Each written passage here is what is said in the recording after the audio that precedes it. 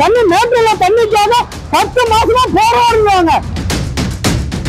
இங்க பாருங்க, தனியா பாருங்க, போடுங்க பாருங்க, தனியா போடுங்க. நம்மளுக்கு சோறு ரொம்ப முக்கியம். சோத்துக்கு எது ரொம்ப முக்கியம்? ஒரு விவசாயிக்கு எது முக்கியம்? தண்ணி.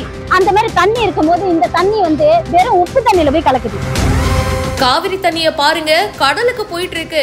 ஏன் இப்படி பண்றாங்கன்னு தெரியலன்னு விவசாயி ஒருத்தர் கதறி இருக்காரு. காரைக்கால்ல நேத்து தான் காவிரி நீர் திறந்தாங்க. அப்படி இருக்கும்போது இன்னைக்கு அந்த நீர் கடல்ல கலக்கிற அவல நிலை ஏற்பட்டிருக்கு.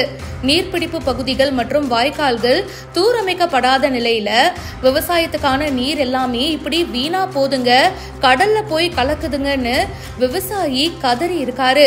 கடந்த 31ஆம் தேதி கல்லணையில இருந்து டெல்டா மாவட்டங்களுக்கு காவிரி நீர் திறக்கப்பட்டுச்சு. இந்நிலையில நேத்து காலை புதுச்சேரி மாநிலத்தில் இருக்கிற கடமடை பகுதியான காரைக்கால் மாவட்ட எல்லையான நல்லம்பல் பகுதிக்கு வந்து சேர்ந்துச்சு. இதையடுத்து காரைக்கால் நல்லம்பல் நூலாறு சட்ரஸ்க்கு வந்த காவிரி நீரை கடைமடை குறுவை பாசனத்திற்காக திறந்து விட்டுருக்காங்க. இந்த காவிரி நீர் சுற்றுவட்டார கிராமங்களுக்கெல்லாம் போயிட்டு இறுதியா கடலை அடையுங்க. ஆனா நீர்பிடிப்பு பகுதிகள் மற்றும் வாய்க்கால்கள் தூரமைக்கப்படாத காரணத்தினாலும் காவிரி நீரானது நேரடியா கடலை சென்று அடைகிறது. இத பத்தி தாங்க விவசாயி கதறி இருக்காரு. கடமடை விவசாய சங்க தலைவர் சுரேஷ் மனம் நொந்து காவிரி நீர்ல இறங்கி கதறி தன்னுடைய குறைகளை தெரிவிச்சாரு. நீர் வந்தாலும் புதுச்சேரி அரசு நீரை பாதுகாக்க வைக்க வழி செய்யாத காரணத்தினால இவ்வளவு தண்ணி வேஸ்ட் ஆகுது. குடிக்கவும் முடியல, விவசாயத்துக்கும் இதை யூஸ் பண்ண முடியல.